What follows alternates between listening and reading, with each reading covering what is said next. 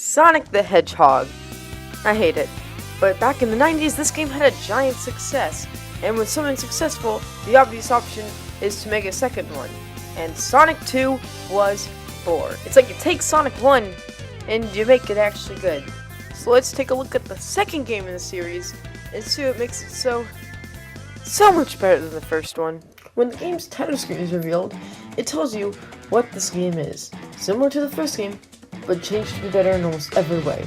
When also looking at the title screen, you see Sonic, and who the heck is this? Well, that's Tails. This is pretty well known, but Tails did debut in this game. His name is Miles per Hour, like Miles per Hour, which is cute, but people with brains bigger than a peanut just call him Tails. Tails can fly with his two tails and carry Sonic. If you're super cool, you can attach the Sonic & Knuckles add-on cartridge to the Sonic 2 cartridge, and that lets you play as Knuckles. In the Christian Whitehead port of the game, you can play Sonic, Tails, Sonic and Tails, and Knuckles right from the start, which is unlike the first game, which you have to unlock Knuckles and Tails. Now, before I start talking about the game, I do have to note that the game now has 2 acts per zone instead of 3 like in the first game. This was a much needed change, because if the level was slow in Sonic 1, it would drag on for so long, and this was a much welcome change. Also, I'm playing as Tails this time because, you know, he was the new character in the game, so it's just right to play as him. Also, he can fly, so it's like way easier. In the first game, there were the Chaos Emeralds, but they didn't do anything. They just gave you the good ending of the game. Well, in this game, you get Super Sonic, which is a really worthy reward. Now, I didn't get them all because the special stages are kind of frustrating. Actually, let me talk about the special stages for a minute. They do this 3D kind of thing, and I don't like it. It gives me motion sickness, and it's not really fun. Now, is it better than the Sonic 1 special stages? Yeah, the backgrounds don't make me want to vomit that much.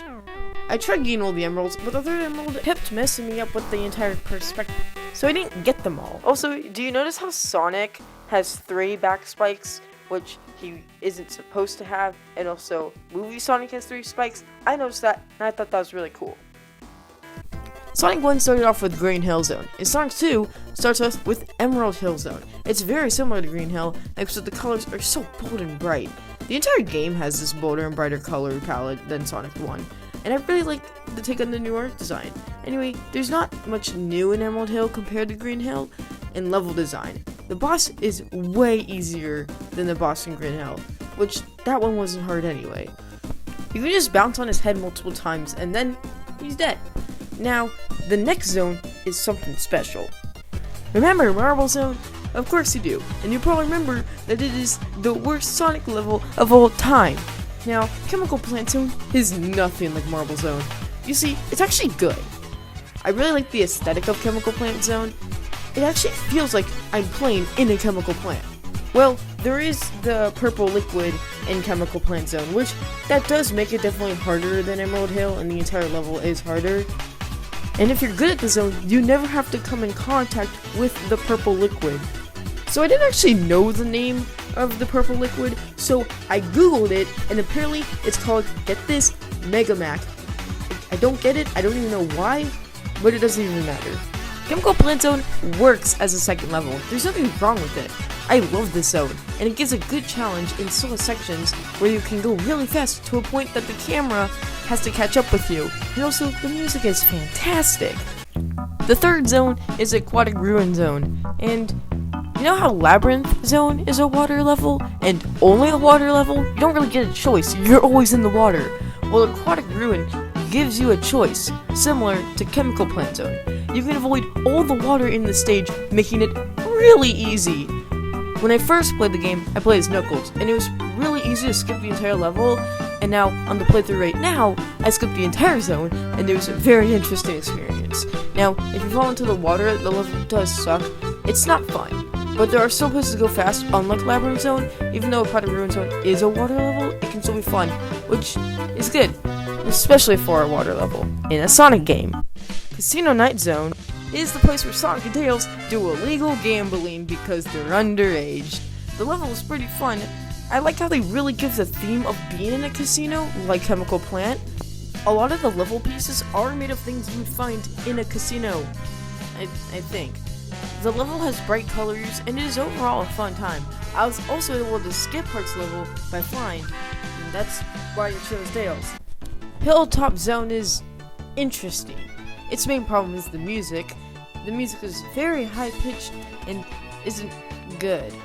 And that isn't a giant problem. The Sonic games most of the time have really good songs. Now, besides the awful music, it's pretty good. Hilltop Zone really does remind me of Starlight Zone from Sonic 1. Mostly because almost the entire level is a bottomless pit, like if you did the bottom path in Starlight Zone. It also has the spike ball trampolines. There's also the part where the lava is rising and the screen shakes a lot, but since I was Tails, I could just fly over it, and there wasn't much frantic energy going on. I really like the background of Hilltop Zone. It's so beautiful. Hilltop Zone is good, it just doesn't have good music. Mystic Cave Zone does exactly what it needs to do, be a cave level. I like the use of dark blue and purple with vibrant greens. Mystic Cave Zone really just reminded me of the Donkey Kong Country cave levels for some weird reason. I don't really know why.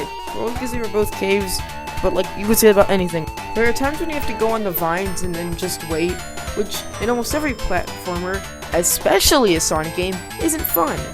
Now, I bet you wonder what the boss is like. I didn't fight it. You know how in the original version of the game, there's a pit of spikes that you just can't escape from? Well, in the Christian Whitehead remake, the pit is now an entrance to Hidden Palace Zone. The cut level from the original version of Sonic 2 is now here and playable. It's a really colorful level, and it's the only time that I almost drowned in my playthrough. It's not a bad level, and I'm happy it's here, but there could have been some minor fixes, but I could say that about almost every zone, so why does it matter? The boss is very unique. Eggman has a trombone. Oh no, get out of here, guys! He's got a trombone right here, oh no! It's the least threatening boss ever, and it wasn't very hard. Except a little side note, I did die to it on like my first playthrough of the game. Oil Ocean Zone is probably my least favorite zone in Sonic 2. It is so slow with the illusion of going fast. When I mean that, I mean like the oil slide things, like they make it like, oh, I'm going so fast, but you're really not. I tried to skip the level by going below the level pieces, but that didn't work. Now, I don't hate it because of that, but I realized that the zone just drags on, especially in Act 2. There are a lot of these Donkey Kong Country-like cannons that you can get stuck in a loop, and at points I actually did get lost, and that does suck, because I don't want to get lost in a Sonic game, or like in any game, because that's not fun. The boss in Oil Ocean isn't that hard. You can just literally just like stay below the platforms. And I actually did have trouble with it in the Sonic Mania boss, which is like almost identical. So I don't know, but it was easy. Now, the true final zone is Metropolis Zone. This zone has 3 acts instead of 2, which State of 4 is not a good idea and becomes a major issue. Okay, not that major, but still. The level just drags on. Each act is already longer than the rest, so adding another one isn't the best idea. Now, ignoring the whole 3-act thing, it's like a green sprat brain zone.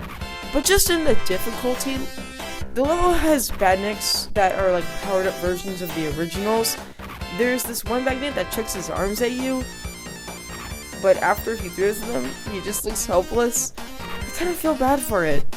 The boss is pretty easy if you keep jumping into him and grabbing your rings, and he sends little versions of himself at you, and that's interesting. Now, Metropolis Zone was the final true zone, but there are still zones after it. Sky Chase Zone is weird. Well, since I played as Tails, Sonic is flying in the plane. Now, that's not the only thing weird. The controls are weird. You control you, but if you go to the right, so does the plane. This is the same with the left, and if you look up and down, you move in those directions. Spin dashing makes you fall off, though. It's just really weird, and the zone isn't like super easy. It's just kind of weird. I don't like it that much. right after Sky Chase Zone is Wing Fortress Zone, which is really weird because it starts off with what looks like a cutscene and it's not. And the first time I played the game, I died. The zone is fine. I didn't really play it because, you see, I was playing as Tails, and just like Aquatic Ruin Zone, you can skip the entire level, and I did exactly that. I have played the zone before as Sonic, and it is pretty challenging, but it's doable. The boss, though, is pretty difficult if you're anyone that's not Tails, but since I am, you can kind of just...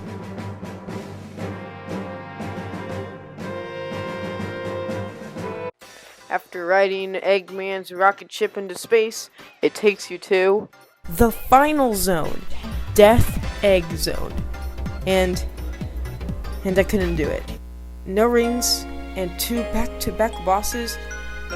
Now, I knew this level existed. I knew the difficulty was there, and I really thought I could do it. But no.